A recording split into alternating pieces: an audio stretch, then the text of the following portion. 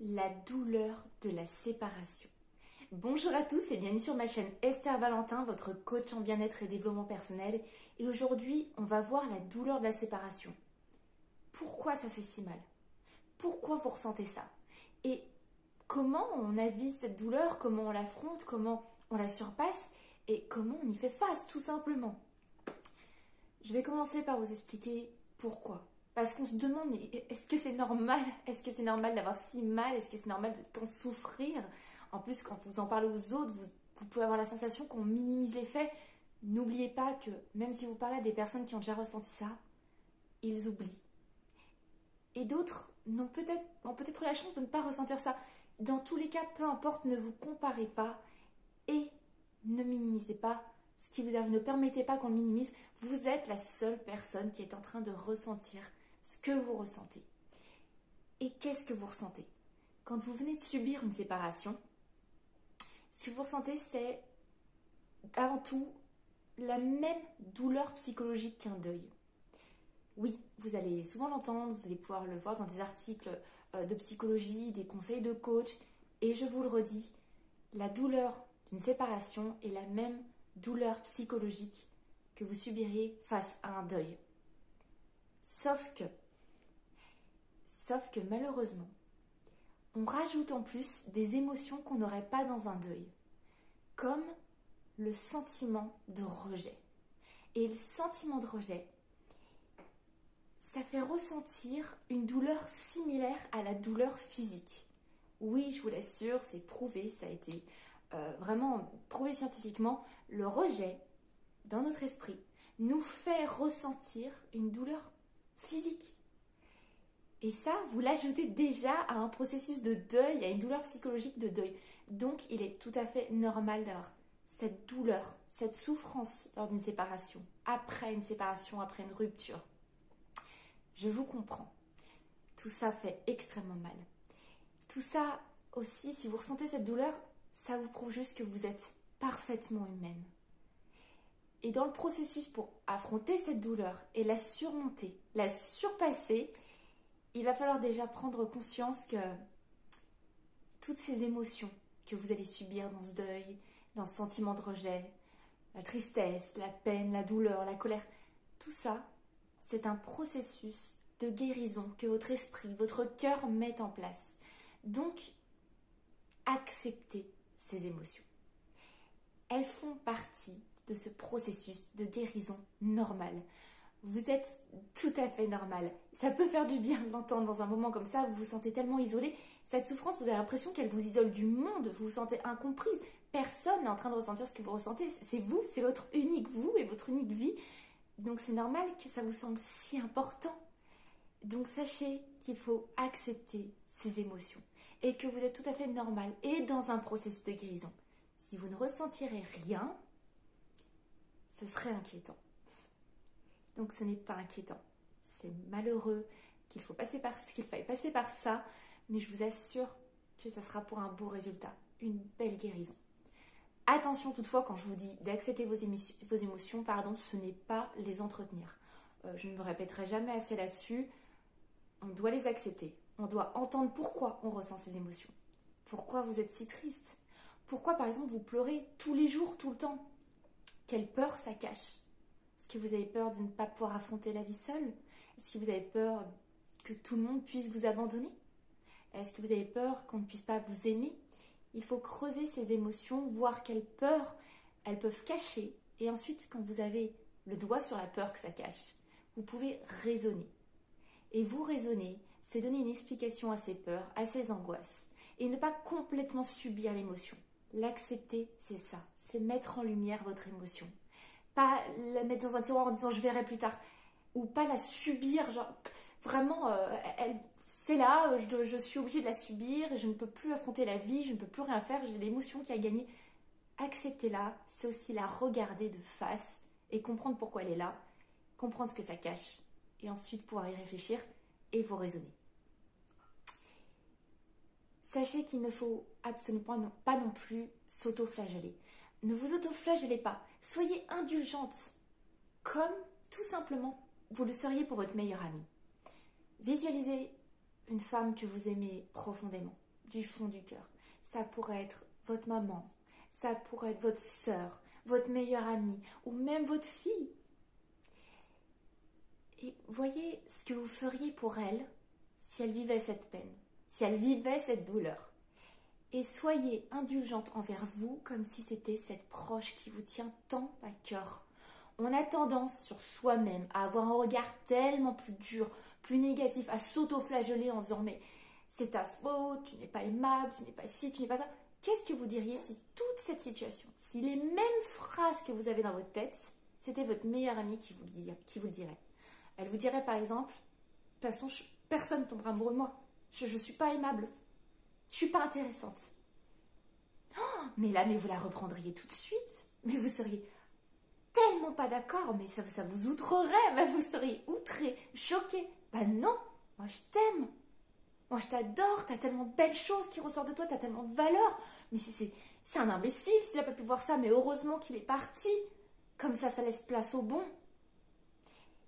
Mais ça, cette façon de faire que vous auriez naturellement pour quelqu'un que vous aimez, c'est sur vous que vous devez le reporter. On ne vous a jamais appris à fonctionner comme ça, on ne vous a jamais appris à donner cet amour, cette empathie, cette indulgence envers vous, alors que vous l'avez fait naturellement pour les autres. Pourquoi? Pourquoi pas vous? Et au contraire, mais vous en priorité. Vous êtes votre meilleur ami, vous êtes votre partenaire à vie. Portez tout cet amour et cette considération à vous et rejetez toutes ces idées qui sont fausses et négatives que vous avez entretenues depuis tellement longtemps. Parlez-vous comme à une meilleure amie que vous adorez et que vous avez appris à aimer. C'est extrêmement important. Ça changera votre regard. Ça vous fera réaliser que la tristesse vous fait dire des mauvaises choses sur vous, qui ne sont absolument pas factuelles, absolument pas raisonnables. Sachez qu'en parler peut être vraiment aussi une grande démarche dans le processus pour faire face à la douleur de la séparation. En parler, ça permet de libérer ses émotions et tout ce travail de réflexion qu'on a vu précédemment, ça peut aider à le faire. Évidemment, ne pas en parler tout le temps. Il va y avoir ce juste milieu encore de en parler tout le temps, ça vous aiderait à ruminer, etc. Votre esprit est déjà complètement dans la situation. Donc en parler tout le temps, ça ne va pas vous aider, vous ne pourrez pas en sortir. Vous allez tout le temps focaliser là-dessus. Choisissez les moments pour en parler et surtout choisissez les personnes pour en parler.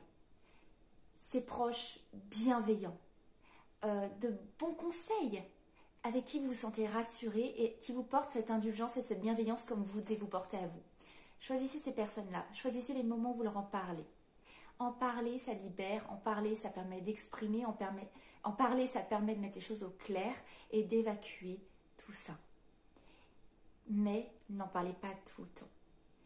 Parce que si vous en parlez tout le temps, ça va vous empêcher de faire l'autre conseil que je vais vous donner tout de suite.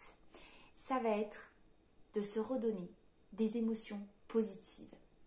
Et pour se redonner des émotions positives, il faut que vous laissiez de côté cette discussion sur votre ancienne relation, votre séparation, votre ex, pour occuper votre esprit à des nouvelles choses. Amener des nouvelles ressources, des nouvelles richesses à votre vie. Vous avez besoin de sortir de ce que vous connaissiez pour créer des émotions positives. Nouvelles activités ou nouvelles rencontres, ou les deux en même temps. Nouvelles émotions et émotions positives. C'est ce qu'a besoin votre cerveau pour comprendre qu'il y a une vie en dehors de cette douleur, qu'il y a une vie après cette douleur et que c'est là que vous allez vous diriger en même temps que votre processus de guérison. Donc n'hésitez pas, tentez des nouvelles choses, trouvez des activités, sortez de votre zone de confort, parlez à des personnes à qui vous n'auriez pas parlé, tout simplement parce que toutes ces nouveautés, à la fin de votre journée, vous allez vous coucher et c'est des nouvelles choses que votre cerveau va emmagasiner. Et il y aura du positif là-dedans. Et ça le sortira un petit peu de tout ce négatif qu'il broie du matin au soir. Voilà pourquoi il faut faire de la place pour faire de nouvelles activités et ne pas en parler tout le temps. Dans ces nouvelles activités, je vais vous recommander, et ça reviendra souvent comme conseil, le sport. Le sport, je sais que c'est dur à entendre si vous n'aimiez pas ça, si vous n'enviez pas du tout les gens qui font du sport. Et pourtant, le sport a fait ses preuves. Alors là, il a fait ses preuves, je suis désolée. Je sais, ça fait mal, je sais, ça fait transpirer, je sais, ça fait souffrir. Je sais, il faut trouver du temps pour le faire. Mais là, vous avez la douleur qui vous écrase. Alors c'est à vous d'aider à l'écraser, vous de votre côté, là c'est un affrontement, douleur contre vous, douleur contre motivation, de l'estomper, de la faire partir. Le sport, c'est un antidépresseur naturel. Il crée les hormones chez vous que vous n'arrivez plus à produire quand vous êtes trop malheureuse, trop triste et trop sous le coup de la douleur. Le sport va créer ces hormones-là en vous. Et en plus, de toute façon, vous sortir de votre zone de confort, juste le fait d'y aller, ça va vous rendre fier de vous. Fier de voir que du moment que vous vous motivez à faire quelque chose, vous pouvez y arriver. Vous ne savez pas quel impact ça peut avoir dans votre esprit à ce passage de votre vie. C'est extrêmement important. En plus, vous libérez les toxines, vous vous créez une vraie fatigue physique, vous vous reconnectez à votre corps et aux sensations aussi bien que mauvaises qu'il peut vous donner. Et tout ça, je suis désolée, il n'y a pas de négatif là-dedans. Et vous avez besoin de positif. Alors oui, vous n'allez pas voir le positif tout de suite dans le fait de vous dépasser si vous n'en avez jamais fait, en plus si vous n'en faisiez pas dans votre quotidien. Mais je vous assure que ça vous fera du bien. Et pour celles qui en faisaient déjà, dépassez-vous. Justement, celles qui en faisaient déjà, vous avez déjà trouvé ce qui vous plaît comme sport. Essayez-en d'autres. Ou alors dépassez-vous plus loin dans celui que vous faisiez déjà. Utilisez la colère, la tristesse pour vous dépasser. Faites-en encore plus, quelque temps au moins. Et pour les personnes qui vont être à la recherche de ce qui leur plaise, commencez par courir, ça libère beaucoup. Faites une porte ouverte d'un sport où vous frappez, comme la boxe. Alors ça libère, ça je vous assure que ça... Mais il y a tellement d'autres choses. Trouvez si c'est plutôt un environnement individuel ou plutôt si vous préférez du collectif. Trouvez ce qui vous plaît pour vous aider dans votre motivation. Trouvez tout le positif que cette vie a donné, que le sport peut vous donner. Je vais terminer cette vidéo simplement sur cette petite phrase qu'il faut que je vous transmette. Réconfortez-vous. Réconfortez-vous, comme je vous l'ai dit, comme si vous étiez votre mère, à votre enfant qui est en vous, parce qu'on a toujours son enfant qu'on est à l'intérieur de nous. Réconfortez-vous. Vous ne vous abandonnerez jamais. Réconfortez-vous comme votre meilleur ami. Vous serez toujours là pour vous faire sourire. Vous serez toujours là pour vous accompagner et affronter les activités, le monde, le quotidien. Réconfortez-vous comme votre partenaire. Vous serez toujours là. Jamais vous ne vous lâcherez. Jamais vous ne vous abandonnerez. Réconfortez-vous sous toutes les formes que vous êtes à l'intérieur de vous. Et surtout, il faut que je vous le dise parce que peut-être que ça va vous sembler improbable à cet instant de votre vie. Mais je vous assure que l'entendre à ce moment de sa vie, là tout de suite ça va vous mettre dans votre esprit. Peut-être que vous allez le ranger, peut-être que vous ne voulez pas y croire, peut-être que les barrières négatives sont trop fortes pour que vous l'entendiez. Mais je sais qu'un jour, ça ressortira, ça ressurgira et vous direz, elle avait raison. Et si vous avez un tant soit peu confiance en moi, je l'espère, j'espère que j'ai pu gagner votre confiance. Parce que c'est en toute sincérité que je vais vous le dire, ça va aller. Ça va aller. Vous allez vous découvrir dans cette rupture.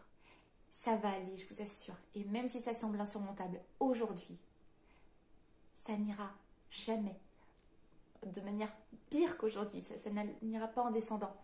Ça va aller. Ça va aller de mieux en mieux. Il y aura des hauts, il y aura des bas. Je serai là pour tout ça. Je vous accompagnerai si vous avez besoin de traverser cette situation. Ce serait vraiment avec grand plaisir que je vous accompagnerai en coaching. Mais dans tous les cas, coaching ou non, j'ai besoin de vous le dire et j'ai besoin que vous le gardiez dans votre esprit, que vous m'écoutiez bien. Ça va aller, je vous assure.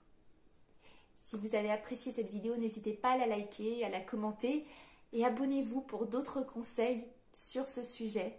Vous savez très bien que moi, je ne vous lâche pas et qu'on se revoit très très vite pour une prochaine vidéo. Bye bye.